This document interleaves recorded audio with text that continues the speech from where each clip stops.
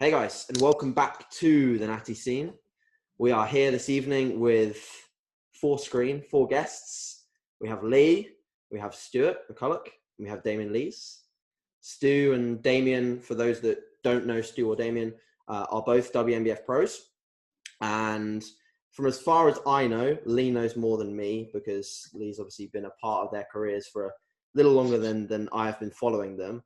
But Stu and Damian have had pretty similar sort of paths to getting to where they are and started the sport sort of a similar time and were in the junior ranks at a similar time too.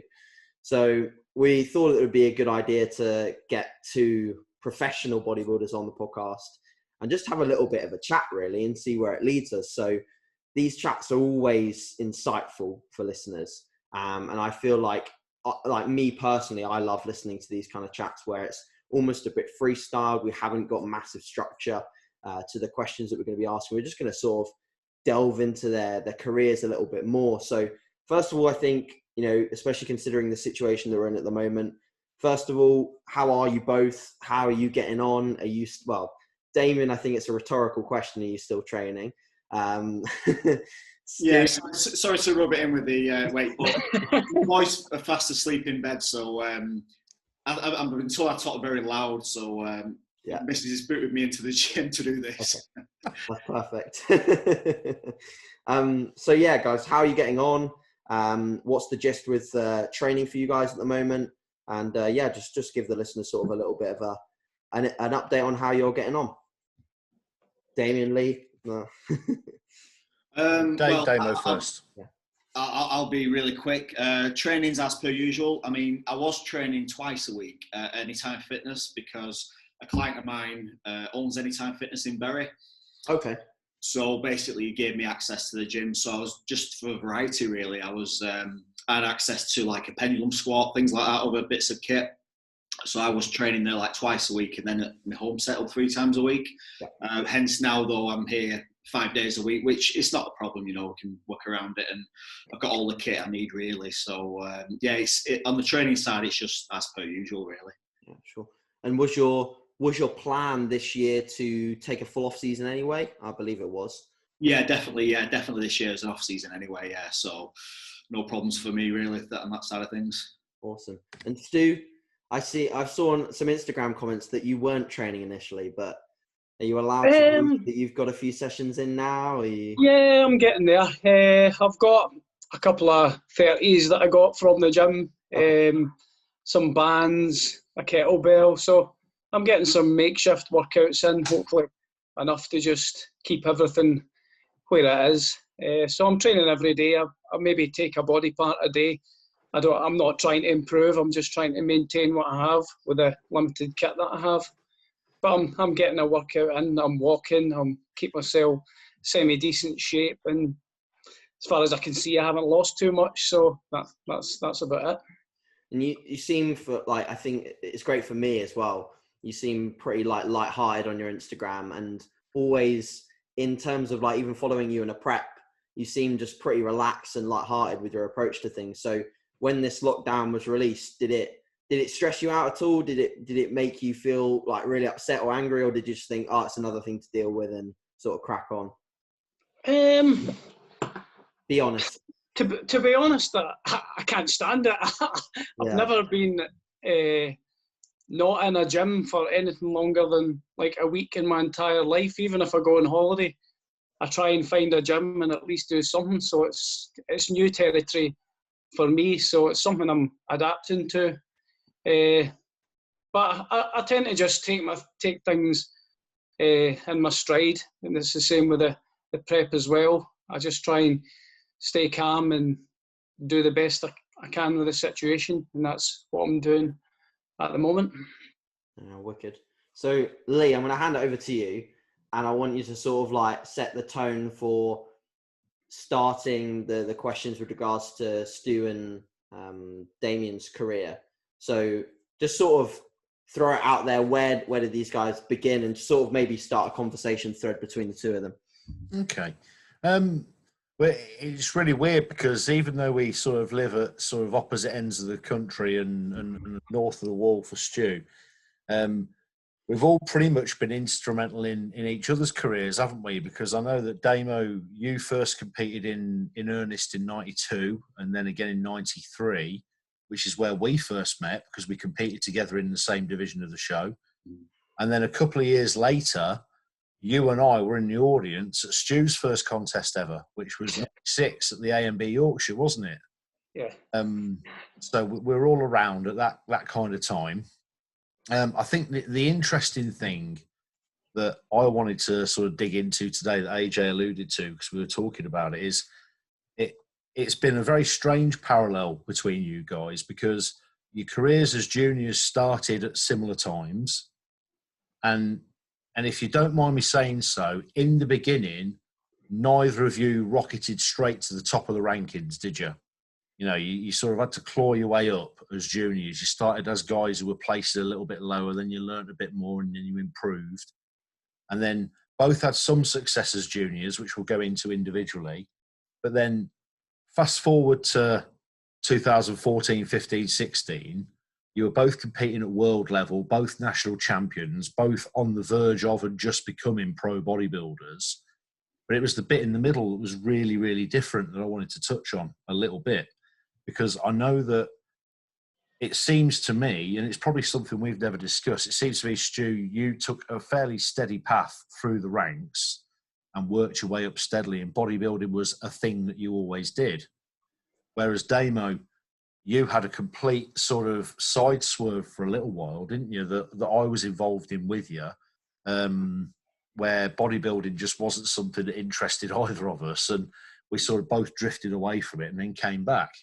So maybe just one at a time cover sort of how those early days felt for you, what your experiences were, what you learnt about the sport, just sort of a general sort of encompassing of those two areas first before we move on. Damo, you far away. Yeah, sure. Well, I mean, I started getting introduced to a gym from my stepdad, who was taking me to like a spit and sod gym really once a week. My stepdad, you know, Phil, he was really into martial arts and everything like that, but he wanted to do a bit of weight training. So I started off with that. And then around that time, that era, there was like, you know, Arnold Schwarzenegger, Jean-Claude Van Damme, you know, all the kind of 80s superheroes and that. And then a few friends of mine, like they went to the local gyms as well. They joined up. They asked me if I wanted to go along. So tried out these gyms, just tried every piece of kit. You know, I didn't know what I was doing or anything like that. But, you know, I kind of like, I just love that, you know, the kind of like the smell of the gym, the protein shakes afterwards, you know, the old milk and egg protein shakes with the banana and a whole egg mixed in. And it was kind of like a really nice environment where everyone was kind of like knew each other, supporting each other, and people were there to help you as well, even though you didn't know what you were doing. It was just all like a really friendly atmosphere, and where a lot of people, you know, will go to like a local pub. For me at the time, you know, as a teenager, it was like, you know, this was my place to go, and, you know, it kept me out of trouble and things like that. And from then on, you know, I just kind of, I saw the older bodybuilders like Rob Worthington, who was like Mr. Universe, and a few other guys as well. And at the time as well, it was like a Gold's Gym, Venice Beach, California, but in Bury. That kind of like era where they had the strongman event, which Rob promoted, and it was just like a really magical time for me. And even though, you know, I didn't have the best genetics, and, you know, there was like guys at high school who was like, you know, had naturally better physiques than me and everything like that. I just got really drawn into it. And then that led me to kind of like competing as a teenager, competing onto the junior after that. And then you're talking from, 1992 right to 1999, but it was like 7 years which kind of consumed me into bodybuilding. So I'd basically, even though I kind of enjoyed going out and getting drunk and, you know, meeting girls and stuff like that, I still was kind of like bodybuilding every day, kind of like buying all the magazines. And I think after that amount of time at that such a young age, kind of, I just lost passion for it. I think it just consumed me too much. And that let me, I kind of just felt a love for bodybuilding. And that's where I just kind of pursued some other sports, really got into Thai boxing. I was ready to get in the ring, actually. I really wanted to fight in the ring. I was trained by Sandy Hull at Bolton. Because, as you guys know, once you're involved in competitive sports, you've always got to be doing something, no matter what it is. I mean, I know, Lee, you've been in the ring, a few years back, and there's always something we've got to keep doing, keeps driving us. And at the time, Thai boxing, I was getting ready for that. And then I remember Chris Bolger was competing in 90, I think it was 97 or 98. I think it would have been 97, actually. He was doing like a WNBF show, and he said, "Why don't you come along to watch?" And I watched it. 2007. 2007, yeah. I mean, you got a better memory than me, but I watched 10 years. Yeah. And I just watched the show, and I was completely hooked again. I was like, right, that's it. Quit the Thai boxing, started training seriously again, and thought, right, I'm going to compete in 2 years, and then just picked up from there, really, So it was, for you, it was the sort of the consumption of the sport, the way that the sport sort of consumed your life that made you want to sort of drift away from it, fall out of love with it a little bit. Yeah, it's kind of like if you're in a relationship, but after a while, you just kind of like, if there's nothing there, you just kind of step away from it, and that's what happened with bodybuilding, really, I think I remember the day it happened, because I come up to visit you, hadn't I? We were in our early 20s, and we'd been out drinking on the Friday night, and we were in Silver's gym in Bury, Rob Worthington's gym, on the Saturday morning training. And I was into the kickboxing and into the K1, the Thai boxing at the time, wasn't it? Yeah, that's right, yeah. I was in the back room pounding on the bags, and you were in the weights room training. And I think about halfway through your workout, you just sort of called it a day, came out the back and said, "Show me a little bit of what you're doing." And if I remember correctly, that was actually what got you into the Thai boxing, wasn't it? Yes, it's your fault then. Well, yeah, basically, yeah. So Stu, same sort of story, really. What drew you into bodybuilding? Where did it all begin? A lot of similarities for what Damian's saying. Always into your Jean-Claude Van Damme's, your Bruce Lee's, Sylvester Stallone, Schwarzenegger. When I was growing up, those were the films. It was cool to have muscles. I played a lot of sports as well, and like most people from my area, we played with a local team. Played with Galston Boys Club, and I was really small at the time. And it just happened to be that the gym, the Powerhouse gym at the time, recently opened, and I always fancied that. Even before then, I was training a bit in my garage. My dad made me some weights, so I always fancied going to the gym. And you weren't allowed to go at that point until you were 14, so I was just waiting until my 14th birthday so that I could start the gym. And when I was 14, just went there and just absolutely loved it. It was just so full of characters. There was actually quite a lot of good bodybuilders competing there at the time. There was Adam Mills, who owned the gym.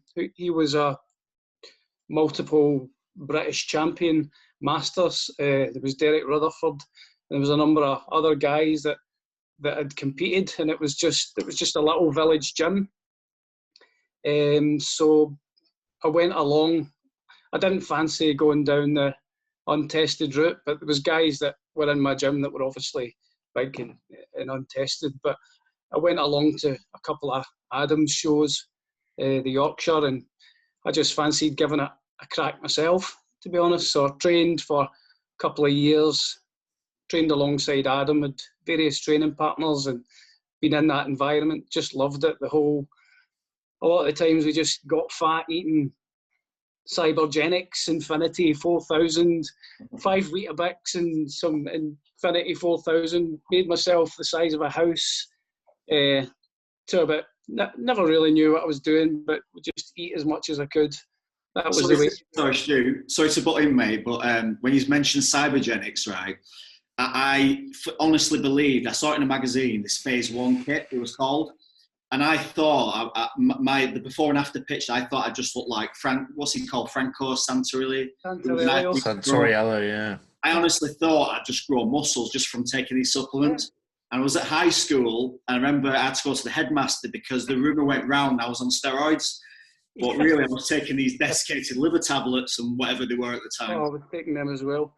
Yeah. I literally spent a lot of the time just on the pan because I was eating so much food. You can see some of my old school photos. I'm literally like a goldfish bowl with all the stuff we were eating at the time. And eventually, Adam was competing, and I went to all the shows. There was there was NABA shows going on as well. Derek Rutherford, who from my gym, he was also competing, guest posing. So eventually, after going to these shows, I entered the ANB Yorkshire in '96, which was a pretty unique experience. It's a bit of a funny story, to be honest. So that was my first show. Placed second out of 2. But during that show, when I found out that backstage that I've actually got an allergy to Ralgex. So that was the thing, pumping up with Ralgex. So pumping up, and I get this gust of Ralgex in my eyes just before I'm about to go on stage, and I literally couldn't see. So it's like something out of a comedy sketch, me coming on stage for my routine, completely blind, and it looks like from the video that some drunk person has just walked on the stage. So that was sort of, I got second out of 2. So, but I kept going. I did another show that year, and I was a little bit better. I had 6 weeks to. That was the first time I'd ever competed. Not a lot of clue what I was doing, but I had 6 weeks to improve on it. And I did the ANB Scottish in '96. Gerard Parisot was at the same show. And I got second there. Trained for the next year. So 1997, did the same show, ANB Scottish. And I managed to win that. Didn't compete until '98. So competed in '98 at the ANB Yorkshire again. I got second behind Jamie Allenby. I don't know if you know him.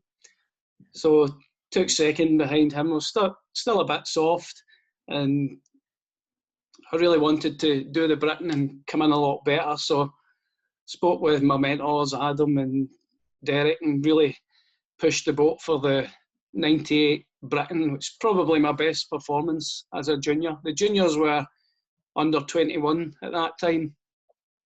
So I come in really, really shredded and managed to get second behind a guy, Mo Mohammed. I don't know if you've seen the Instagram picture, but that was the guy I placed second to. So yeah, big guy. Yeah, he was fairly big for a natural at that age. And I competed so bear in mind, that's a lot of dieting for a junior, basically dieting every year from '96. And then I competed in '99 in the Europeans and got second there. So that was, I competed every single year as a junior from basically 1996 to 1999. I probably wouldn't, going back, I probably wouldn't have done it that often. I'd maybe have skipped a year. And I managed to place well as a junior, but I think a lot of that was because I was getting in seriously good condition for a junior at that time. There wasn't the juniors bringing that kind of condition that I was at the time, so I was maybe placing artificially high at that point. And by the time I was leaving under 21s to go into your novice and lightweight class, I was still fairly small. So those early 20 years, really, I wasn't really making any progress on any of the sort of top spots. But I kept going. I did the novice show. I did, I think it was 2001, I did the ANB Yorkshire novice show. I think I was 5th or 6th in that. Still pretty small. Struggling to make any sort of impact, but just sort of kept going. Like old tortoise in the hare kind of thing, just keep going.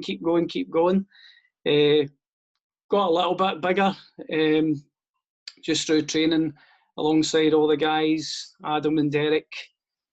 Great times in the gym and just making some improvements. So the next show after that was 2003, BNBF Scottish in 2003. Did pretty well there, but ran into the Dean Garrett. Possibly one of the best, probably the best under 70 there's ever been in the UK, I would say.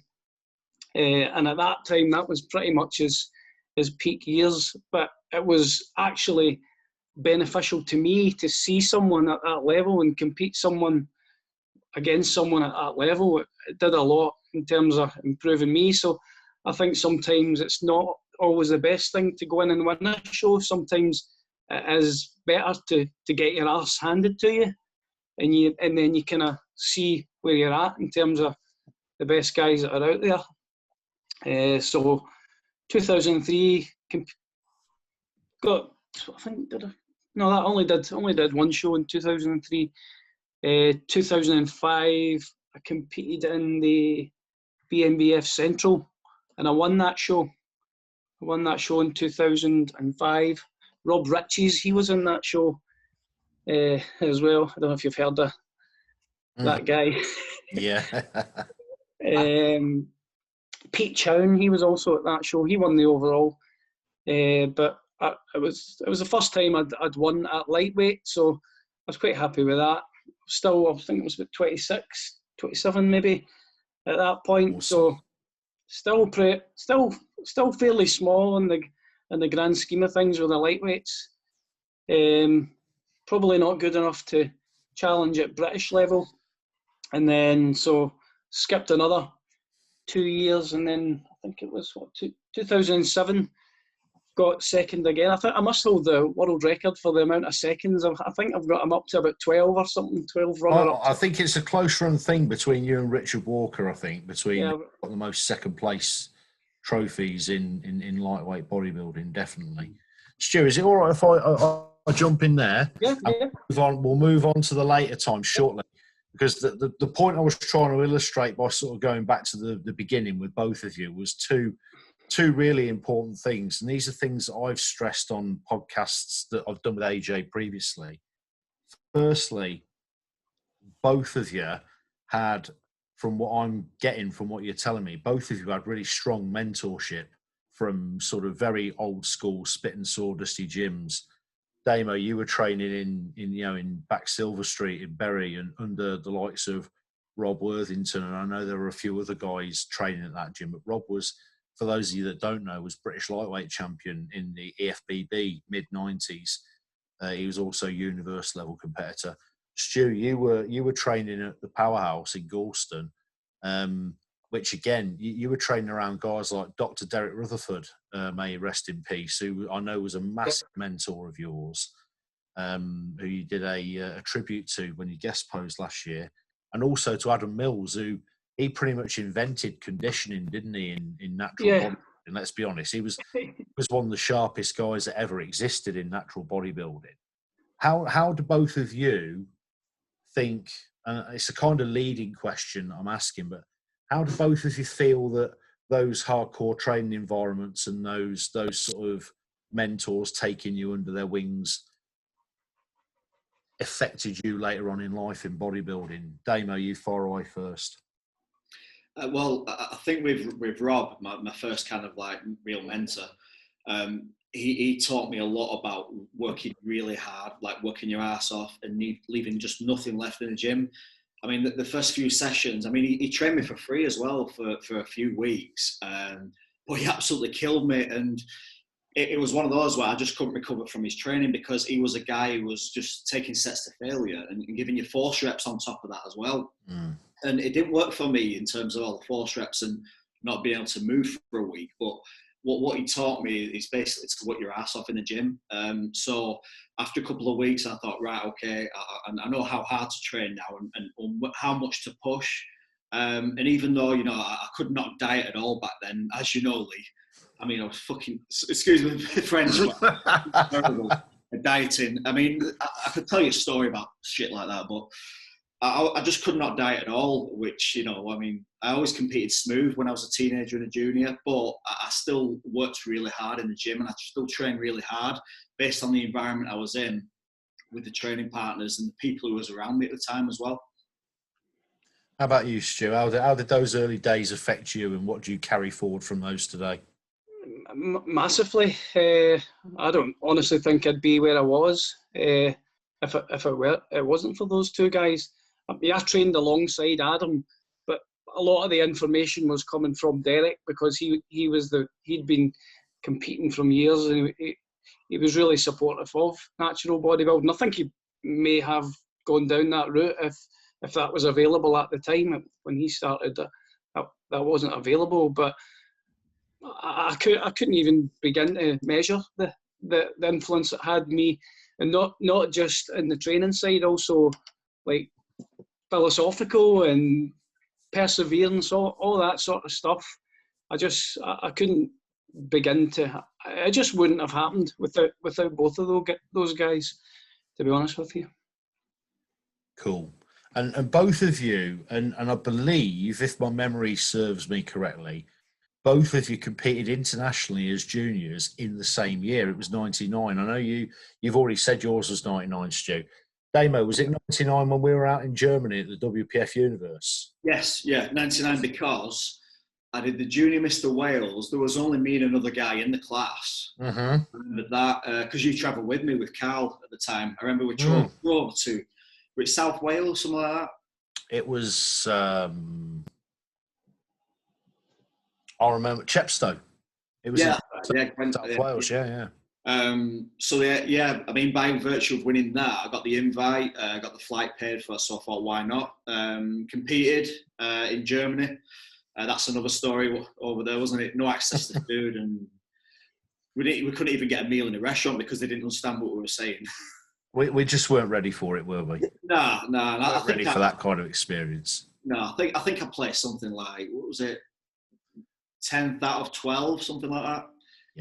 Yeah, there were some freaks there, you know. Interesting. You should mention that, and I will come back to that in a minute and touch on something to do with both our junior careers. But being involved in international competition at that early stage, do you feel that it was a good thing in terms of good experience for you? Or do you think it was a little bit much for you at that point? For me, yeah, it was a little bit much, and it kind of like seeing the freaks backstage and things like that. And yes, they were assisted in that, but it kind of put me off. And that's when I think that's one of the reasons as well where I thought, I'm not sure if it's for me or not. I think that might have been planting a seed for me, to be honest with you. And I wasn't ready for international competition.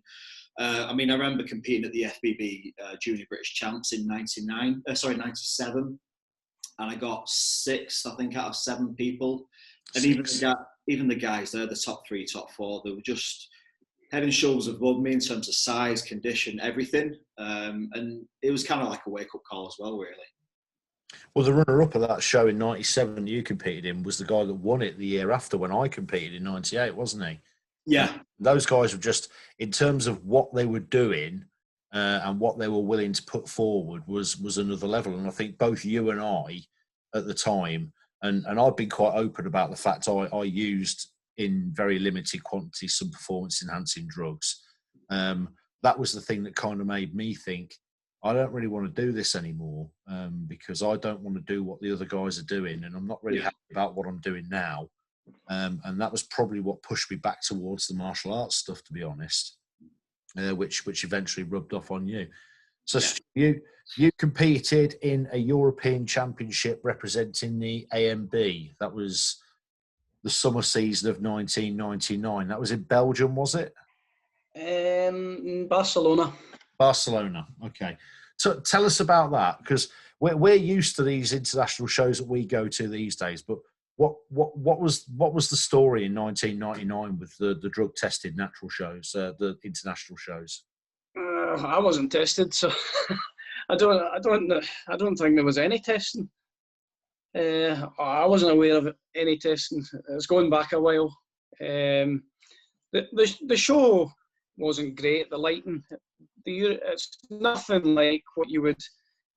It's nothing like what you would get going to Coventry in the UK finals or anything like that. It was in some hall somewhere. It was a bit. the actual show was a bit underwhelming. What I did take away from the experience is there was a lot of good bodybuilders there. There was Cheryl Myers was there, Right. Ben Agboak. So getting to mingle with these people was far better than the actual event. But by the time, I mean, I'd been dieting about a year and a half by that point, and I was pretty much like a bit of string going there. So I was really about sick of life because I'd been dieting since 1998 Yorkshire in June. By the time I got to the Britain, and then off it on again to pretty much summer '99. So I was really, really stringy, but I definitely benefited from being alongside those high quality, those top bodybuilders at the time. That's what I took from it. Where did you place at that show, and what was your opposite? Second out of two. There was only two in it. In the Euros. So yeah. I know a lot of those. Was it a UIBBN show at the time? I think so. Thanks to the body. So. I know that some of those shows could be pretty hit and miss, couldn't they? Sometimes they'd be and sometimes they'd be amazing. I was nowhere near as good as what I was in Britain. Not as good as Britain. No, nowhere near. It's interesting you should mention Cheryl Myers because she's not somebody that people talk about anymore. Was she Cheryl Myers then, or was she Cheryl Green? Cheryl Green. Cheryl Green at that point. Before her and Stu got married, and she became Cheryl Myers.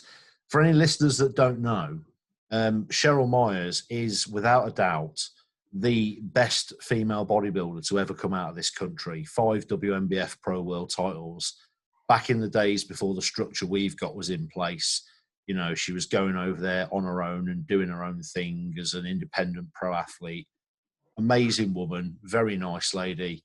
She actually, for the first, I don't think she's involved much in bodybuilding anymore, but for the first 3 or 4 years that we took teams out to the Worlds, she would always send me a card through the post, like a good luck card signed from her and Stu for the rest of the team. And we always used to pass it round backstage and everybody would have a read and have a smile. She was an amazing athlete and a lovely woman, Stu. So you're really lucky to have had that experience, to have gone away with her.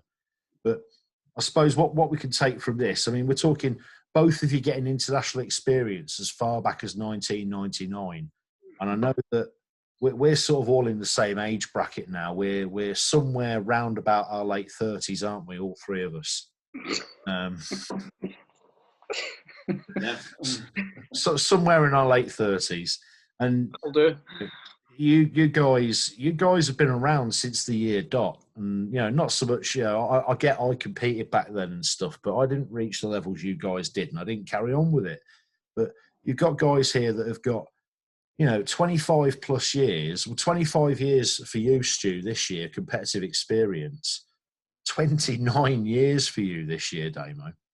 Crazy, isn't it? 29 years since you stepped on stage in your first show. That's a life's work.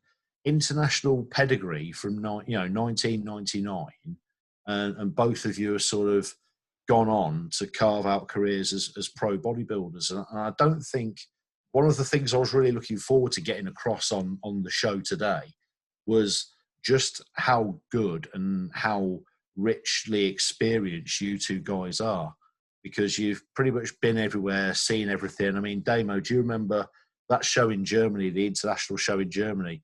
We're backstage and I'm rubbing Dream Tan into you, and there's just some naked bodybuilder women right next to us, completely stark naked, getting tanned up, and we're like these young innocent kids who are thinking, what's all this about? And, yeah, crazy. Dennis Stallard. Dennis Stallard was the president of the WPF, and he ran that show in Germany. And if you look back, he was in Pumping Iron. He was Pumping Iron. He was one of the judges. He was one of the top guys. And we were exposed to people like that back then. But I didn't even realise it back then. I don't know if you did. I look back now and think, if I had the sort of the knowledge and the bodybuilding brain I've got now and could throw myself back into those days, I'd really appreciate what was around me an awful lot more. Yeah, definitely. And with guys like with you and Stu, guys with that history, with that really deep, rich history of bodybuilding, it's great to get you on the show and for AJ to give us the opportunity to sort of show you to the world and say, these are the guys that you're around now. So enjoy being around guys with this pedigree and this experience, because I suppose we're all getting to the points. And I know that the podcasts that we've been doing over the last few weeks, AJ, have been, for me, an opportunity for me, I suppose, to try and give a little bit more back to the people that are coming up through the sport, share a little bit of knowledge, tell a few funny stories, you know, have them say, oh, I met this guy once who met this guy once and told me this really funny story the same way as we have. So, you know, it's a brilliant opportunity. Maybe, obviously, I don't know what you've got on the agenda, AJ, but have you got anything that you want to cover before we sort of spin off with some war stories? Yeah, sure. I think, well, first of all, I like the fact that you can lead the direction of the conversation in this one a lot, because you know a lot more about Stu and Damian than I do in terms of their history, and you can ask really relevant questions. I think to cover what you said, this is just a fantastic available time to do these kind of things, because usually when we're all, well, you know, maybe apart from myself and maybe even, you know, yourself as well, Lee, with your current occupation, when we're all living busy lives, and especially when the shows are running, we have limited time available with, you know, the ability to get out content like this. And also with people being at home more and being able to listen and digest a lot of content and listen to more podcasts, this is just a great time to get this kind of stuff out. So I totally agree there. And to go on a little bit of a tangent, but also within the topic of discussion that we just had, I'd like to know from both of you as to, so, you know, I've obviously been in the sport for so long. Naturals themselves, drug-free athletes, often get this hit of, oh, you're only going to progress this much. You're only going to build 0.5 pound of muscle, according to this research paper or that research paper, per year. And it's a pretty upsetting thought when you look at it on paper, and people start to then look to maybe go down the assisted route or stop bodybuilding because they feel like the results are coming too slow. So for you, I think that the main question is, how over the years have you managed to get over an obstacle within your training or your nutrition that has allowed you then to progress further and obviously, you know, get on pro stages and obviously, you know, do extremely well in pro shows? So what are some of those obstacles and how have you overcome them? Damian, go first. Yeah, sure. I think for me, I mean, in the teenage and junior days, I mean, like I said, the training was never a problem. It was always being consistent with the diet. Whereas when I came back in like 2007, it was complete consistency from like 2007 to 2009 of just getting my arse in gear with the nutrition, really. So making sure that all the training I did, I was recovering from and I was growing from. And, you know, just basic stuff like using the logbook. Back then, it wasn't like a case of, you know, the science and everything like that. It was just working your ass off and, you know, getting enough sleep, the real basics, and basically covering your nutrition as well. And that's where I feel that, in combination with my age as well, because I was 30 at the time, but I already had kind of, I was already used to, from years ago, the training and everything like that.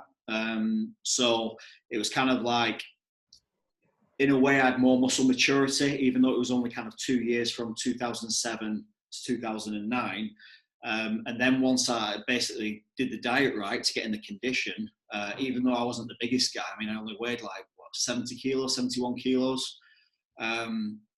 For me, when I stepped on that novice stage and there were 16 guys in the class and I won it, that was like, wow, you know, maybe I've got kind of like a career in this bodybuilding again. And at the time it was my passion and it still is. So I think for me, it was more consistency because I was more mature and I wasn't kind of, you know, getting drunk at the weekends and staying up until 2 or 3 in the morning and things like that, like you did as a teenager and a junior. Oh, those were the days. Those were the days. Well, yeah, I mean, I missed out. If you ever join me and Leaf and Stu for some beers and that, I mean, that's another, we can tell you a lot of stories, you know. But that's something for another time, you know. Stu, tell us about any obstacles that you've come across and how you've progressed from your junior days up until where you are now, obviously winning pro shows, etc. Yeah, I think I think the first obstacle I had was getting enough size on my frame. I tasted success as a junior, but probably not really big enough. So I knew my ultimate aim at that point was to win a British title. I thought I was capable of doing that, but I did think it was going to be, just because I was so small framed, I knew it was going to be years and years before I was going to be able to do that with the quality of the guys around at the time. So I always just had that long-term goal in mind and just chipped away at it for years and years. I wouldn't say there was any one thing that I did differently. It was just like the tortoise and the hare, just keep going. And it was going back to something that I heard on Lee's podcast, the old Brawn articles, just basically stick it. It was basically an article in Flex magazine where they basically repeated it, similar stuff, just stick to the basic, progress your lifts, and just do it over a long time. There was nothing I was really changing over that time period, but I was just gradually getting better through my 20s.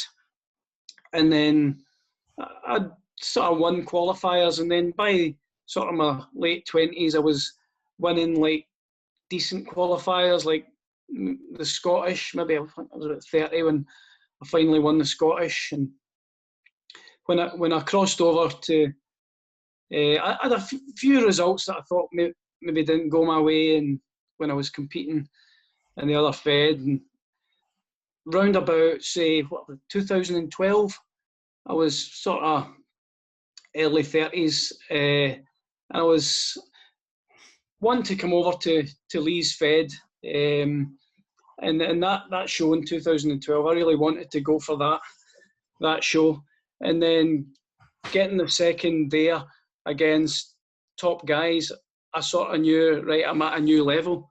So it's then just continuing. But I wouldn't say there was anything other than just keep doing the same thing over and over and over again over a long time period. In your training, especially, I'm interested in this myself. Mm-hmm. Is there anything that you look back on and you think, I wish I did that differently? I wish I hadn't run that movement for that long, or I wish I hadn't caused that injury, because I know that as you get older, you get stronger, and as you get stronger, the injury risk rises and rises and rises. So have you both had injuries, and is there anything you'd look back on, for example, to myself, like give someone like me advice, say, I wouldn't have done that, or do you look back and you think, I don't really regret any of the things that I did because I had to do it? For me personally, I would have stopped the singles, going for singles just for the sake of releasing it and showing my mates that I can do a single. Yeah. That any injury I've had, I'm fairly strong. You are, yeah. Probably for my frame, I'm strong. So doing these singles, I'm hearing a kind of echo. But these singles, I wouldn't do. I've injured my back a couple of times. I probably can't squat as well as I used to be able to squat, because I've got a bit of a dodgy back from attempting singles, and that's powerlifting. So I wouldn't do that. What about you, Damo? I think for me, going back like years ago, I did a typical bro split. I think I would have benefited more if I would have done like an upper lower push pull leg type of system as well. Also as well, it was knowing when to back off and deload. Back years ago, I didn't bother with deloads. I just trained my ass off and that was it. And it was kind of hit style as well. And when you've been training that style for a long time as well, sometimes it can catch up on you, even though your technique is good. It can catch up. And, I've had niggles in the past just from pushing the weights up. Last year, I suffered a bulging disc in C6, which caused me to a point where afterwards I couldn't even do one single press up. very little exercise I could do last year. And it came to a point where I thought, well, my bodybuilding career was over, and even just maybe training at the point. But, you know, the body has a really clever way of adapting and to repair and recover. So, yeah, it's, you know, I'm kind of pretty much back to where I was, really, if not better now, you know. Cool. Before Lee takes the next topic, one more thing that I would like to ask. I believe that you have quite different job roles and occupations within your day-to-day life. One thing that I'm interested in is how you've both balanced those things with your bodybuilding careers, especially when it comes to contest prep. We know that it's a very demanding process and it takes a lot of energy away from your day-to-day life in general. So what do you do for a living, for anyone that doesn't know? And how have you balanced that with bodybuilding? And have you made any changes to your career as a result of bodybuilding? Well, for me, I mean, since like 2004, I've been an online coach and personal trainer. So for me, and having the gym at home and everything like that, I can kind of juggle family life and, you know, time with the family quite more comfortable than someone has a job who's working different shifts. You know, people such as Lee, you know, Lee works in the police. He's got different shifts he have to work and stuff like that. So for me, it's a lot better these days, which means, you know, stress levels are lower. And I can manage my clients. You know, I have check-in slots with my online clients, and then people I train as well. It's normally various times, but I can kind of do early morning, evenings. And kind of my wife is really good. She works from home a lot as well, so we're quite flexible that way, really. I mean, the toughest time has probably been like now the busiest time because of the COVID situation. So Max, our son, is out of nursery, so basically myself and Nicola, my wife, are working, but we're also looking after Max between us as well. So that's probably, you know, a real tough thing at the moment. What about yourself, Stu? Yeah, well, I've got a number of jobs. My main job is an IT contractor, which I do during the day, and also own and manage a property portfolio as well. So basically I have to juggle a lot of things. I've got family, both my boys play football, so I have to do a fair bit of juggling. So to be honest, I have to get my bodybuilding in when I've time. So I'm fairly lucky. The gym, when the gym is open, I can train anytime I want. So it's got a key system. So I have to go to the gym at different times. And I think the fact that I think sometimes it's beneficial being that busy, because you just tend to forget about food all the time. I've always got something going on or to think about, and I think having all those things, it helps with your time management. Yeah, I can totally relate to that, because even when I'm in contest prep, a lot of people ask me, "Oh, do you try and bring down your workload?" And it's kind of like a yes and no answer, because you don't want too much to the point where your day is crammed and you can't sleep or eat your meals properly, but you don't want too little to the point where all you're doing is being a bodybuilder and you're just thinking about your next meal. So I totally agree there. So Lee, take the direction of the conversation wherever you want it, and take the mic. Okay, thank you. Cheers, AJ. One thing that I just wanted to point out, because I know a lot of the people that are going to listen to the podcast might be novice athletes, people that haven't competed yet. Perhaps a lot of you, I know you've got a younger following, AJ, teen and junior sort of age bracket following. Both of these guys, both Stuart and Damian, have talked about progressing lifts and getting stronger. And it's something that I wish I'd covered in a little bit more detail a couple of weeks ago when I was doing the podcast with Ben. And my original one where I was talking about training hard and pushing yourself and giving it your all. I think one thing we can illustrate perfectly here is both Stu and Damian are really hard trainers. I've trained with them both, and I like to think, even though I'm not in nowhere near the shape these guys are in, I don't waste a gym session, because there can be few and far between for me sometimes. I go for it when I'm in there. Both of these guys train brutally hard, and they're both very strong. But the interesting thing is, and no disrespect to either guy, I think, Stuart, you're probably stronger than Damian in some of your key lifts. I don't know if either of you would agree or disagree with that, but yeah. Stuart throws some scary poundages around for a guy who competes for 11 stone, a really strong guy. And I think that's a really important lesson for a lot of the younger listeners and watchers to buy in on, is that a lot of the stuff we see on social media now, you know, guys throwing up big weights on the power lifts and, you know, posting big numbers and putting on, I see on people's profiles all the time, they're looking at goal weights they want to hit through off seasons or where they want to get to before they come in for another contest again.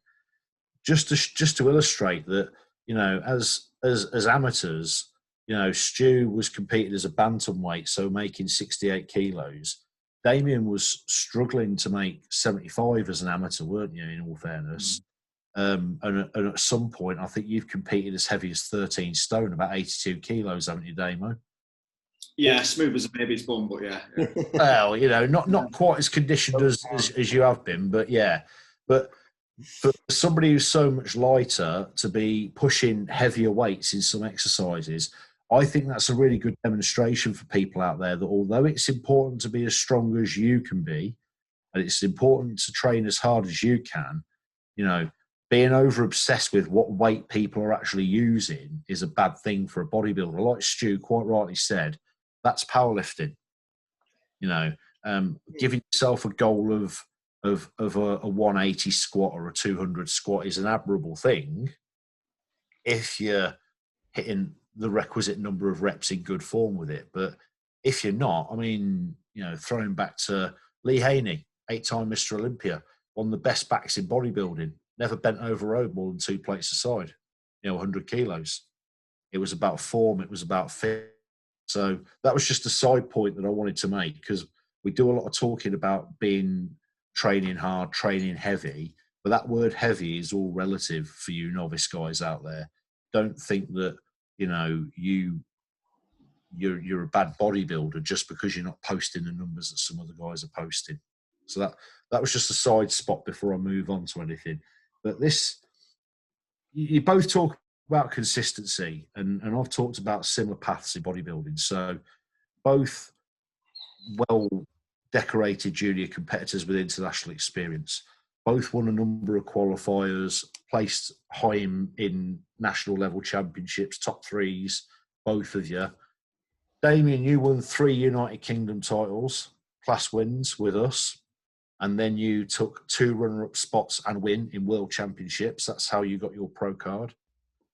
Stu, 2 national titles, 2012 and 2014, 2016. We had the separate international show then. You won both of those. So you had the 2 national titles, the 2 international titles, and then you took an amateur worlds win as well to get your pro card.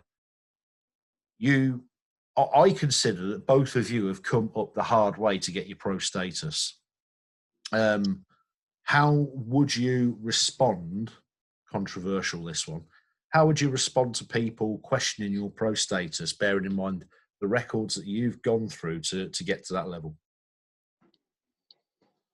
Damo. Do you know what I mean? When it comes down to it, I far exceeded whatever expected when I stepped on that stage as a novice, you know, back in like 2009.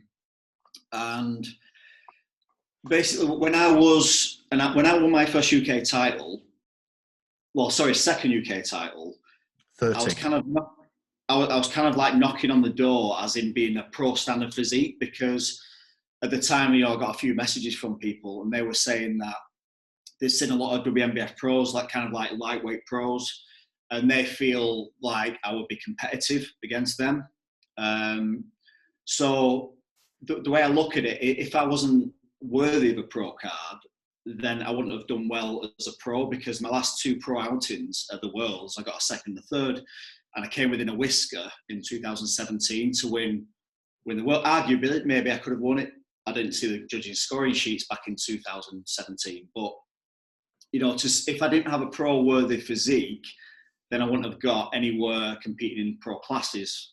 And the way you've got to look at it as well, some people see pro bodybuilding, natural bodybuilding, as right, everybody should be all in one class. So, you know, the only pro worthy physiques are the big guys, you know, the heavy middleweights, the big heavyweights. And it's kind of looked upon as if you're a lightweight, it's kind of like, well, you know, maybe within enough federations, you shouldn't be kind of pro standard, or you shouldn't be a pro.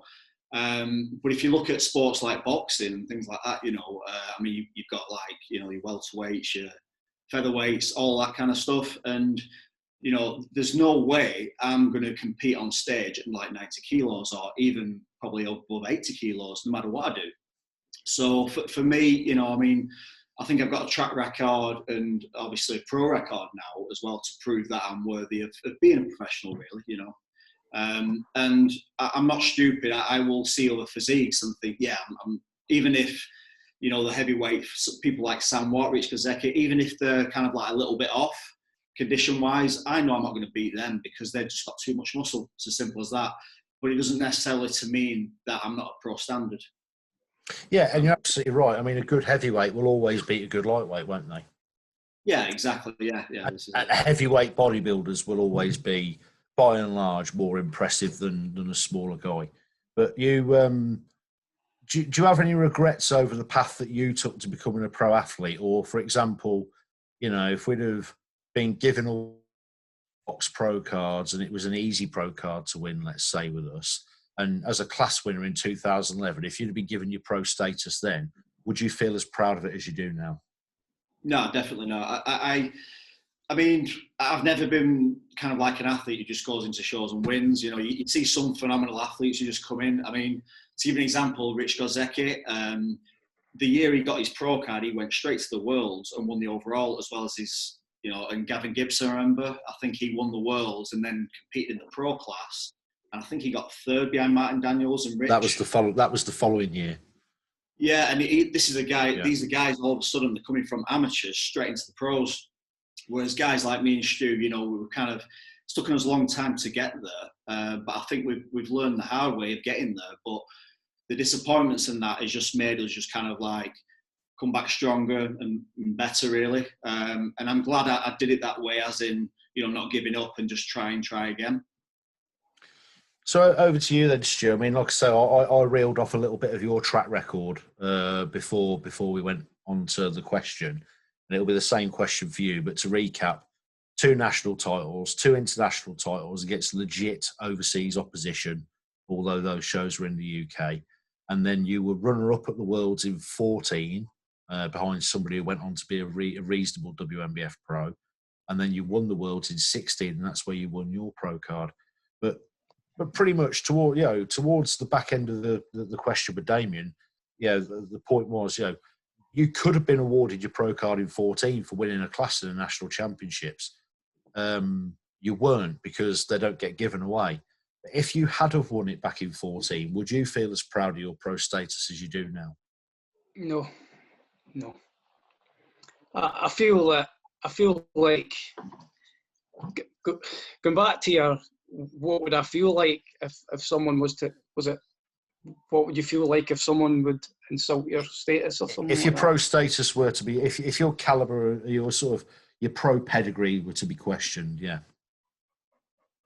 I would find that utterly insulting, to be honest with you.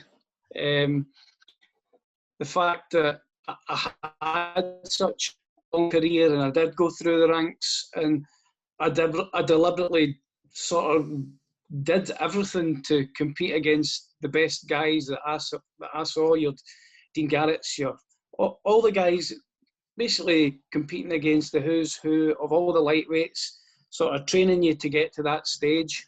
And then you finally get to the goal around about 2014, getting to the Worlds, getting second, then coming on, improving again for 2016, winning all of those shows against fairly top guys, David Old, Pete Garret, the Swiss guy, the Joe Sung Min. And then, so to go over there and then to win it and to get my pro card, that was the best probably the best feeling I've ever had. And then 2017 made my sort of dip into the pro sort of world, took a medal, went back, and then came back a couple of years later, finally to win a show. And after all of that, 24 years solid competing, never missing a year, to have that called into question when you've actually won a show against there was three people in the class that were top 5 WNBF world placing guys. One of the guys who plays behind me went on to be 4th in that big lightweight class. To say you don't even deserve your pro card, I find it disgusting. That's how I feel about it. And I raise that question because it has kind of been said, and I believe that you deserve the opportunity to answer that back. And we won't dwell on that. We'll stay there. But that 17 Pro Worlds, where Damian was a very close runner-up to and debatable runner-up to Brett Freeman of America, you placed 8th in that class. It was 16 deep, wasn't it? It was a ridiculous class. You had beaten guys who had placed top 5 previously. My statistical brain tells me. And then, of course, 2 years later, you went on and again, this is one for the listeners. Stuart is the first and only athlete from Scotland ever to win a WNBF Pro title, which we're very proud of. And I know that means an awful lot to you, Stu, coming from a little village gym in Galston. But then you went on to place top 5 in the worlds in the bantamweight division this year as well. So is it safe to say that you're very proud of your professional status and you're proud of what you've achieved in the sport? Never thought I would ever get there, and I still can't believe it to this day that I'm actually saying that I'm a WNBF Pro. It means an awful lot to me, and to have it like basically said that it's been handed out in a sweetie shop, I find it insulting. Well, like I say, after 2 national championships, both of which were good lineups. Andy Hallahan was runner-up to you in 14, wasn't he? When he no, Rich Walker was. Rich Walker was runner-up. My apologies. Yeah, Andy Hallahan beat me in 12. Andy Hallahan was runner-up to me in 14. Yeah, he was. No, sorry. Richard was 2nd and Andy was 3rd, wasn't he? Yeah. And Andy won the Worlds a couple of years previously. He won the Amateur Worlds, hadn't he? Rob Feasey, Jason Barnett, all world champions, all national champions. So even as an amateur, you were beating some top guys, weren't you? Yep. And yeah, it's a long sort of path that you've both fought to get into those pro ranks, and you've both gone about it the hard way. And I'd love it if people watching the podcast, especially the younger people who are plotting out their future in the sport, could see that. It's not a quick process. It's something that comes about after a long period of time. So what I wanted to do, this will be the last bit from me, I think, because I know AJ's got some list of questions that he wants to get into. Couple of moments, we won't go into great depth. We'll bounce back and forwards. You've been there. You've over 25 years, 29 years, respectively, competing everywhere from village halls in towns nobody's ever heard of to competing on debatably the biggest stage in bodybuilding at the WNBF Pro Worlds. You've seen a lot. Talking about contest day itself, first question, off the top of your head, quick fire round, Damo first. What's the funniest thing you've ever seen at a bodybuilding contest?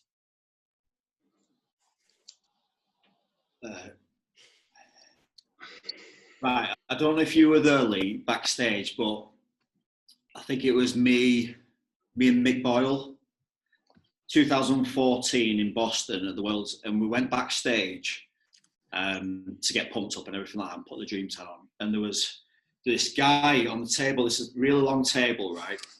This guy, you know what's coming, don't you?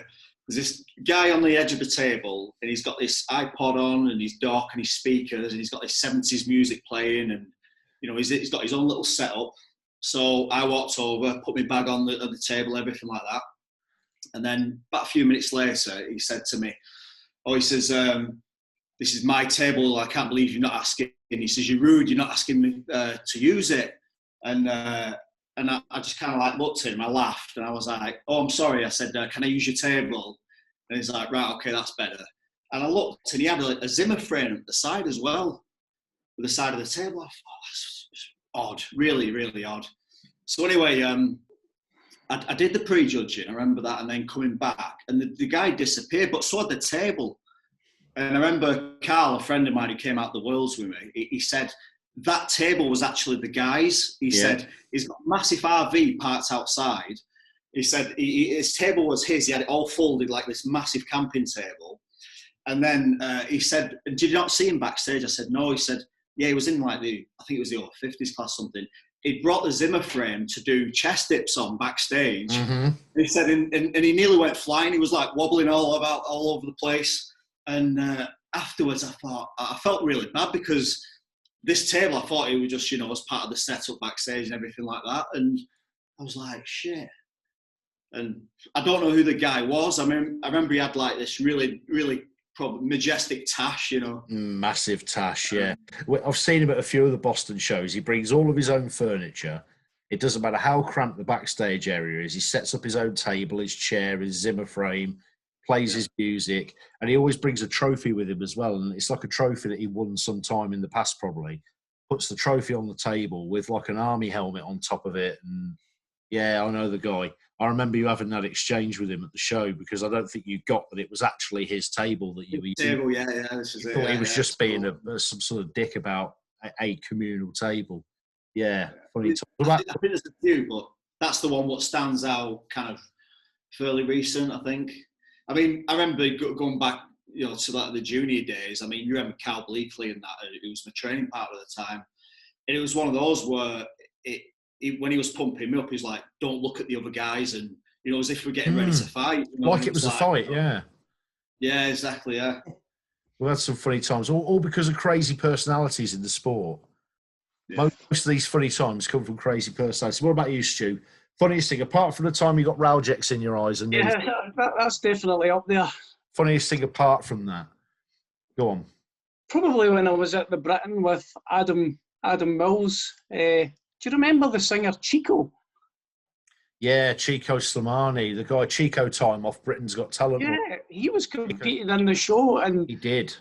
Started chatting up Adam's wife at the show, and Adam was getting absolutely mad with it, and it was just such a funny thing to happen. The guy's now on the telly, and 90 at AMB Britain, he competed in the heavyweights, didn't he?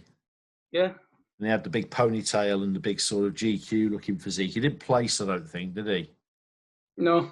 There was also a guy at one of the Scottishes with a massive erection on the stage, and there was some crowd wondering who the hell he was pointing at. That was pretty funny as well. Oh, can you remember him? Incidentally, talking about the old Scottish days, do you remember the first time you competed in the Scottish and came second? Yeah. To... Go on, what was the winner's name? Luciano Gentili. Luciano Gentili, yeah. Do you know his son follows us on Instagram? All right. Yeah, seriously, he's got the same name. He looks. I mean, it might be him, but he looks far too young to be in his late 30s, the same as us. So I've assumed it's his son. He's got a cracking physique. He's one of our Instagram followers, and every time because he won the lightweights the next year. He went straight to the junior, and then you never heard from him again. He's probably going on to be a pro. Maybe it is. Have you guys got any stories? Leo, AJ, have you got any stories? Oh, well, my competitive history is not relevant at all these days. I'm just the guy that asks the questions. AJ, what's the funniest thing you've ever experienced at a bodybuilding contest? Oh man, I don't actually know, because I was probably going to say something similar to what Damian said, because I remember that guy because he was at the 17 Worlds in Boston. He was at 17 as well, doing the exact same thing, wasn't he? Oh, right, okay. He was doing kind of. He was doing like pike tucks, like V-sits on a chair in the middle of a really backstage area. And he was getting angry that people were bumping into his legs while he was doing them. Like it wasn't his fault at all that he was taking up loads of space. Yeah. cramped backstage area. Yeah, that guy. It's That guy. hilarious. Anything funnier than that, AJ? Other than that, I mean, it wasn't specifically funny. Like, it wasn't like someone on stage or backstage that was laughing at. It was probably just the pure delirium of the 2019 Worlds in New York. Yeah. I don't think I've ever experienced something quite like that, where I was awake from 6 a.m. until 3 a.m. watching bodybuilding. I know. I struggled to realize whether I actually enjoyed bodybuilding anymore or not. As the bikini class came on at 2:30 a.m., I just didn't know what I was looking at anymore, to be honest. It was just surreal, wasn't it? We were all kind of tired and delirious. And I know a lot's been said about that show because it went on so late in the day, and I know none of us particularly enjoyed it. But in defence of the WNBF, for those that are listening that might have heard those references before, the reason the show went on so late is because in the last week before the contest, 150 people, about 100 people entered the show that they weren't expecting. So there ended up being nearly 400 people in the show, and it turned into a monster of a day. But yeah, we were all absolutely. I was. If alcohol would have been allowed in the venue, I would have been passing a hip flask full of malt whiskey around, and we'd have all been trying to keep ourselves awake by drinking contraband liquor at 3 o'clock in the morning and just spontaneously laughing at the ridiculous situation we were all in. But these are the things that make it. So go on. That's the funniest thing you've ever seen at a show. Can I just say a quick one? Go on. Very quick one. It's going back a few years. A client of mine had forgot to shave his pubes. So I met him at the venue. I won't say who it is, or the show or anything like that. Met him at the venue, and then getting ready to go backstage. I said, "Have you got some scissors?" He's like, "What do I need scissors for?" I said, "All your pubes are sticking out." I said, "Go and get your missus." So yeah, we kind of remedied that fairly quickly. Tucked it in a bit. Well, he did, and then it was all right. It wasn't noticeable on stage. Oh, that's unbelievable. Unbelievable. And it's the people that make it. It's the people that make the sport, isn't it? Because we all do such crazy things. Talking of crazy things, you're both strong guys. You both posted some impressive lifts in the gym. I want to know, what's your biggest gym fail? Damo first. I got stuck under 150 bench. I kind of like rolled it down and then I filmed the set well. Sorry? With 150? Yeah. I did 140 for a couple, so I was feeling good. And then so I filmed it. I filmed the 150, and then I was like, oh shit. And then I kind of like took myself under, rolled it down, and then I told the missus, and that was a big mistake because she was worried sick then, and she's like, right, you can't go in there and train on your own anymore. I was like, no, you don't understand. I said, it was bench, so I could set the safeties next time. So 150 bench. What about you, Stu? Biggest gym fail ever? I don't know if it was a big fail, but I remember dropping 100 kilo. I remember I was squatting and I just felt faint for some reason, and the bar just went off my back and just fell onto from the height of me onto the what do you call them, the power rack, and it just almost obliterated the poles. I don't know what happened. Was that a diet moment? I think so. I think it probably was. I was just feeling a bit faint, and the 100 kilo just rolled off my back. Oh. Just didn't feel right, and it just rolled off my back and just fell to the ground and crashed. Well, I've got an absolute cracker. This is a proper novice moment. I will pitch into this one. I talked about the sort of little boiler room, weights room that I started training in when I first started training. Until I went in there, I'd never seen an Olympic bar. I didn't know what one was. I didn't know what one weighed.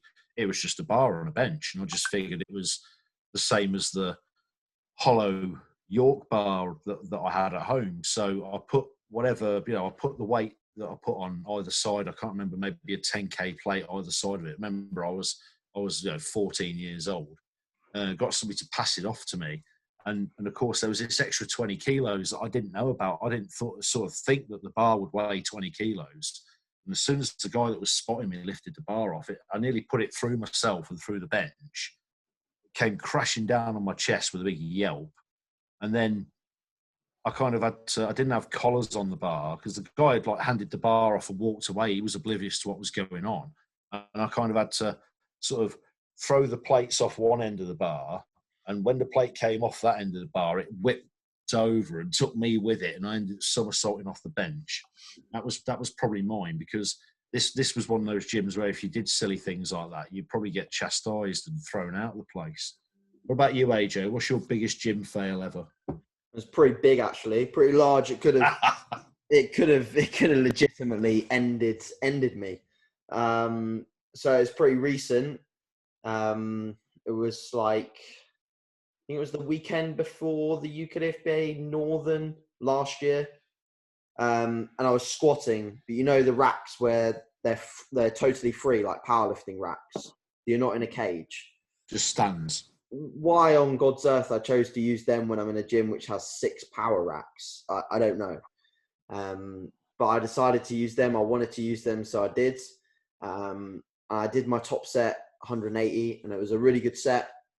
I was already risking it because I'd realised on other sets that I'd watched, like the clips were loose, so like the plates were already like rolling. So for the first set, I just got someone to like watch me and basically just tell me if the plate started to fall off.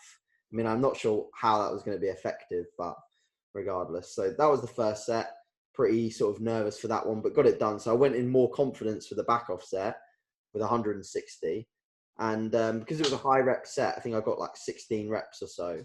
I was really gassed at the end, like really out of breath and just wanting to basically dump it on the rack, which you do in a power rack, you sort of dump it. But because obviously there's 2 pegs, 2 separate parts of the rack, I got it in on the left side of the rack and I thought it was in on the right, and it wasn't in the rack and I had no spotter. So the bar obviously clipped slightly down on the rack, came backwards, so started pulling me backwards 160 because my arm was still here. And I literally fell backwards on the floor, and then all I could see looking up here was the best part of 160 kilos coming down towards my head. So I rolled out the way, and then the bar just went like that and hit the floor. God, you could almost make one of those memes out of that with the guys dancing with the coffin, couldn't you? Awful, mate. And someone came up to me after and said, "Fucking hell, are you okay?" And I was like, "Yeah, I'm fine." Because apparently, like for him, he was watching, and he was just obviously like, for him in slow-mo, he was like trying to come over and help, but he wouldn't have ever made it to help me. But he just saw me just like, I guess it was like a ninja roll out of the way of the bar. So, you know, I'm prepared for these moments if they happen again, but I'm never, ever squatting in 3 pins, ever, 3 racks, ever in my life. No. Again. No, bad news. Always power rack with pins. But yeah, that was pretty big. Other than that, I've been gym fail free, but that was a pretty big introduction, I think. I think that made up for it, to be fair. It did. I almost killed myself, yeah. Go on, last one from me then before the list of questions. It's a question that kind of hit me earlier. What shall I ask them? Relive your whole bodybuilding career now in your head in 5 seconds flat.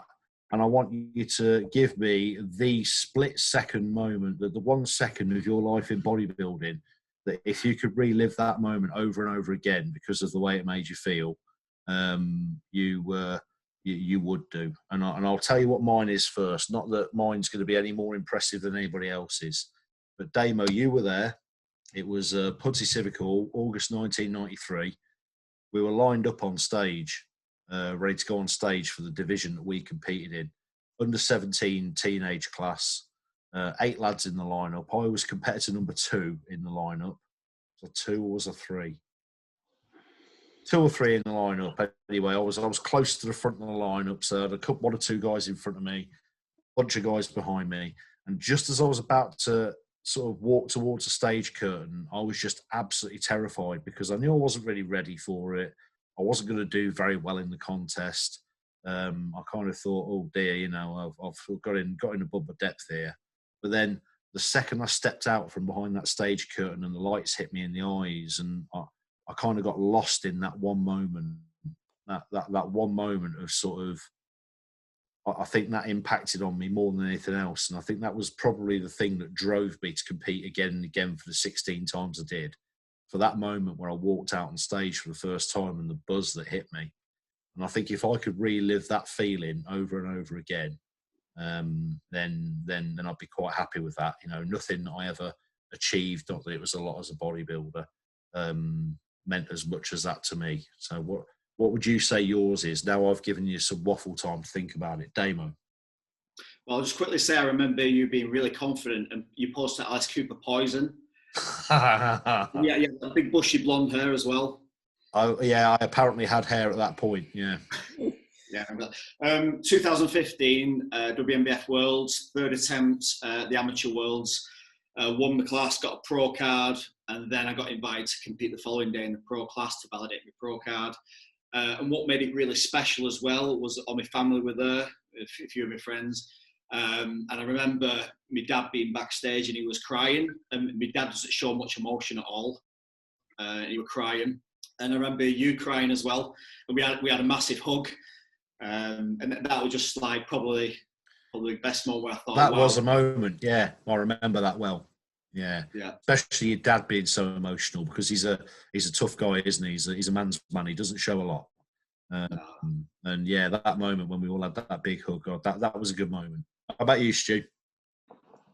I would say, apart from winning all the titles, I would say when I got to do the guest spot and you were reading out all the nice things about my mentor, Derek, I felt really like my whole career flashing sort of by me at that point. To be able to go on there, get all the nice things said about me and all the nice things said about Derek and be able to pose on stage to his music and give that tribute, that to me probably stands out above anything, to be honest with you. Yeah, there were a few tears in eyes from the Scottish crowd when you did that. I remember that because Derek was a legend, wasn't he? God rest him. And that was a brilliant tribute as well. AJ, go on, you last. Where's yours? Easy for me so far, mate. And I think, to be honest, it's probably going to stay there for a very long time, if not forever, is one of my favourite bodybuilding memories, and that's the 2017 UK. Reason being is it was probably the most competitive lineup that I'd been in.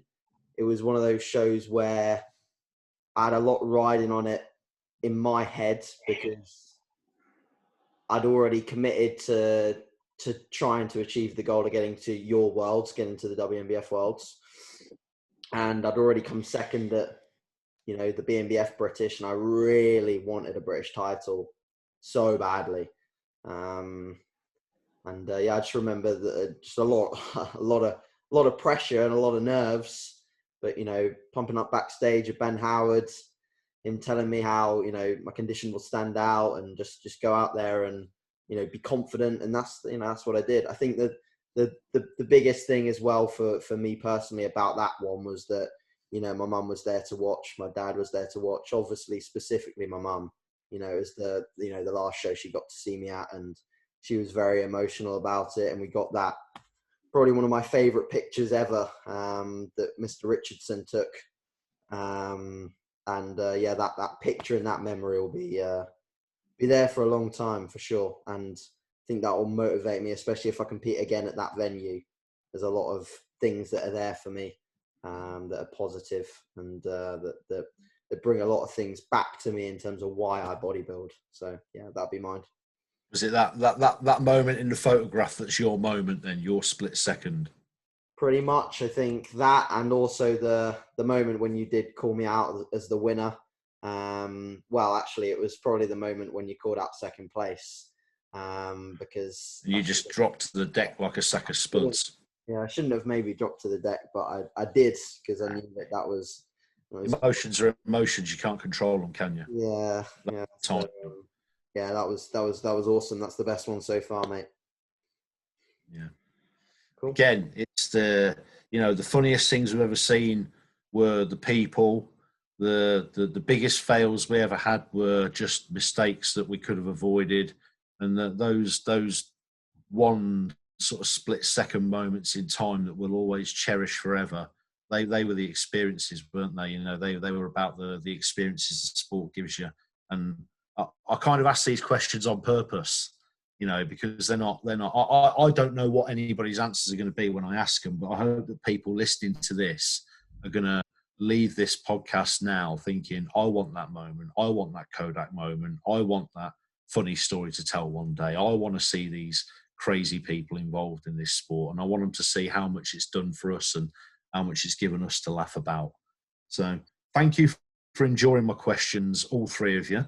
I think you've got some list of questions for the guys now, haven't you, AJ? Yeah, no, that was great. I loved sort of those questions. I think they give really, really good answers for people to listen to. Yeah, we have got a few. I think we covered quite a few of them in tangent and answered sort of a few of them within some of my questions as well, because I tried to direct you towards some of them. But we'll go for one that will maybe leads us down to a little bit of a rabbit hole. Maybe you can finish on it. Because there's a few ones pretty much we've covered. So the question is, what are your thoughts on the discussions that myself and Lee have had mainly Lee's discussion on the topic of conditioning. So what do you think you agree with?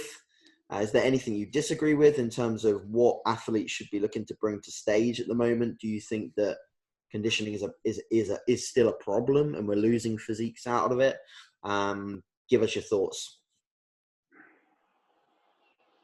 Damo first. Yeah. Well, I know where Lee's coming from, and I think it's more the younger guys who've not built the muscle yet, and they appear on stage stringy at the expense of thinking, right, well, if I get shredded glutes, that's all that matters, and that's where I'll go up in the places. But I think once you've built a quality physique, then I think conditioning is still really, really important. But you've got to have, like Lee said on the last podcast, you've got to have the muscle size, you've got to have the shape, as well as the conditioning. So all elements have got to be there. And I always agree that basically a well-balanced physique, which has got enough muscle and displays enough condition, should always beat that guy who's kind of like shredded and stringy, so to speak. Personally speaking, I think the lighter guys still need to come in condition, as in rock hard. Not so expensive looking stringy again, but I think if you've got enough mature muscle on you, then I think it's quite difficult to look stringy. But the heavier guys, like, you get like the Sam Watts, the Rich Gozekis, I think they can get away with not appearing rock hard condition. I mean, obviously they're getting condition, but I don't think they need to necessarily be as hard looking as the lighter guys. That's my opinion on it. But when you're looking at guys coming up in the ranks, the juniors, novices and things like that, I think they should prioritise training the physique as a whole and trying to bring everything up rather than thinking, right, well, shredded glutes or conditioning is going to get me the win. You've got to have focus on the chest, the shoulders, the arms, bringing everything up, rather than just one thing. Perfect. Stu? I do kind of agree with what you said about it being a selling point. For me, it has been a selling point, but on the same token, the judging criteria should be applied. It shouldn't take precedence over anything else. You should get marks where marks are appropriate for conditioning. So if you're lacking in muscle just because you got sort of super shredded, then you should be marked down for that. But I don't think you should. I think it's still important. I think it's important to come in shredded. Well, maybe not shredded, but certainly conditioned enough. But what I do think is it's difficult to get evenness of condition without being almost completely shredded, because you're always going to be waiting on that one area. So my upper body's going to come in, and then I'm going to be waiting on my legs. But to get my legs completely through, I'm going to have to be pretty much all the way shredded just to get that evenness of condition to sort of pursue a sort of balanced look all over, if that makes any sense.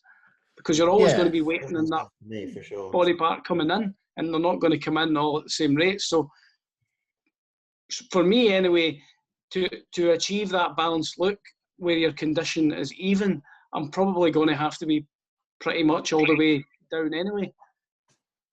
And I get that, where people have that issue, and some guys do have that, where the lower body comes in slower than the upper body. I was always the other way around. My legs always got hard before my top half for some reason. Like, I have to do everything different, I guess. But do you think, Stu? I mean, I agree with what both of you have said, and especially what you focused on, Damo. Lighter guys need to be in great shape because they have less muscle density to show through if they're not. But from what you've said, Stu, have you ever felt that you've given up tissue in the upper body to get that last bit of condition through on your legs? And yeah, definitely. Probably most times I've competed, to be honest with you. In complete honesty, do you think you'd have looked any better if you hadn't done that? Possibly. But past results have told me that's the way to play it. Yeah, absolutely. I would find it difficult to deviate from what's worked, but I do believe I could have came in fuller, potentially. I think across the sport, historically, some guys have been conditioned guys, haven't they? We've spoken about Andreas Munzer, we've spoken about Rich Gaspari in the old Olympia days, and these days, it's kind of like the standard that when Stu steps on stage, he's going to be hard. Whereas, I'd probably consider you a conditioned guy, and you're one of the people I would say, yeah, get yourself rock hard and get that detail through, because that's your calling card, that's your selling point. The true density of your muscle comes through very well when you cut. Whereas with respect, Damo, we've had long discussions about this, whereas you and I both see an argument to you looking better at 75 kilos than you do at 73, 72. Yeah, the trouble is as well, like in the past when they maybe not announced what the weight class is going to be, it's kind of like thinking, well, you could be a pound or two above, say, the lightweight class and go up against guys who are 20 plus pounds heavier than you, because that's happened in the past. But if you kind of like, well, you think if you're within range of a few pounds to make the weight in order to be, say, the biggest lightweight, then you think, yeah, I'm going to go down that route, rather than thinking, yeah, I might get away with being a few pounds heavier, but I might then be upper class and a lower placing. Yeah, absolutely. And it's not just about being the biggest lightweight, because that's not necessarily the best thing, is it? But it's about making sure that you're in that lightweight class. Yeah. Because, there are people out there competing at, 76, 77 kilos, where if they came over to the WNBF, they wouldn't be lightweights. The lightweight limit's not been that high ever. I think 75 is the highest it's ever been. But if you're competing, and now it's 72, 72.5, isn't it? So if you're walking on stage at 76, 77 kilos, again, to coin a phrase, I mean, you've been a top 3 placer twice, Stu. You're a title winner and a medalist. But whatever shows you've won in what weight divisions you competed in before, you walk onto a WNBF stage at 76 kilos, and you're in there against Babacar, and you're in them. You're not a lightweight anymore, and that guy carries a lot of muscle. Nobody really wants to stand next to Babacar, do they? Although he's a very nice fellow, but he's not getting beaten anytime soon, is he? Same, Siobhan Cunningham used to dip into that middleweight class. Cleveland Thomas was a good middleweight. Brandon, he was a great middleweight, wasn't he? John Harris. The names are endless in that class. So I suppose that extra pound or two when you're looking at that lightweight division. I've always disagreed with the structure of the weight divisions being the way they are, and I think it's probably cost a few people that little bit of extra muscle trying to squeeze Sorry to hijack the question, AJ. I'm ranting again. Oh, no problems. No, I think it's a good good topic to dive in. Next question is from Marco. So he asked suggestions for someone who's wishing to step into competition when they're over 30. So have you got any tips, any bits of advice? Because a lot of people see bodybuilding as a sport, you have to start young, which is not necessarily true. Well, just quickly touching on before, when I kind of got back into the bodybuilding again, I was 32 when I stepped on stage in 2009 as a novice. And, you know, I don't think you should let age kind of stop you from doing what you want to do. For me, my best successes were in my late 30s. So depends, has he been training up to now, or is this how long has he been training up to now? I follow him myself, so I know he's been training consistently for a long while. He's got a good amount of muscle, a good foundation, but yeah, I would go for it if I was him. Yeah, he's coming into those peak years, so why not find out where you stand, and you've still got a good 10 years, 10, 15 years of growing. Yeah. But find out where you are and make a start. Okay, cool.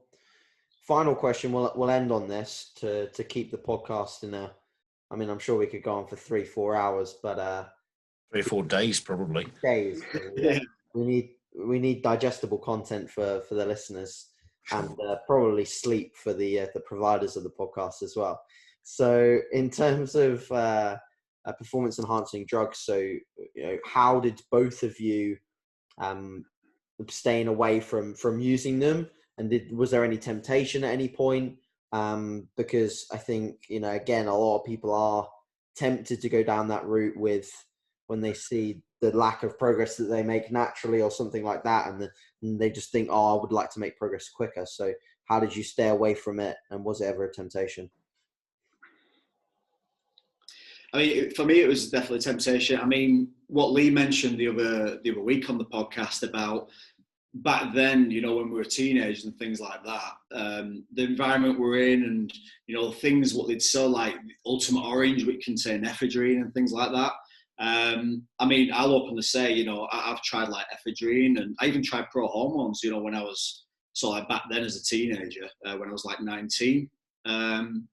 And back then as well, I mean, I didn't really know much about natural bodybuilding until we went to watch that the show Stu competed in.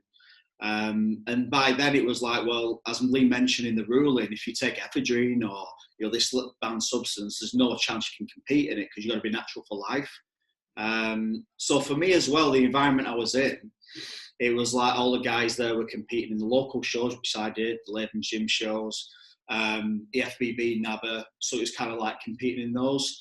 And then in later life, you know, it is very tempting because I've seen people, you know, go from natural, take the gear and just kind of like put on a lot more muscle. But for me, it's kind of like a health thing, as well as, I think my wife would leave me if I ever tried it now. But it's one of those where I want to live as long as possible and be as healthy as possible. And I think as well, supposing I was to take it now and kind of go down, you know, maybe an IFBB route and things like that, then you look, it's just another level. I mean, there's so many big guys you look around now. It's just, you know, I mean, guys who are like 18 stone plus, they're kind of 10 a penny now, you know. So yeah, I'm happy where I am, to be honest. It'd probably take us back to 1999, wouldn't it, mate, where we stood in that room with all those monsters telling us about all those crazy things they were putting in their body, thinking, hang on, I didn't sign up for this. I don't want to do what you're doing. I thought I could just do a little bit and then be there, but you can't, can you? Yeah.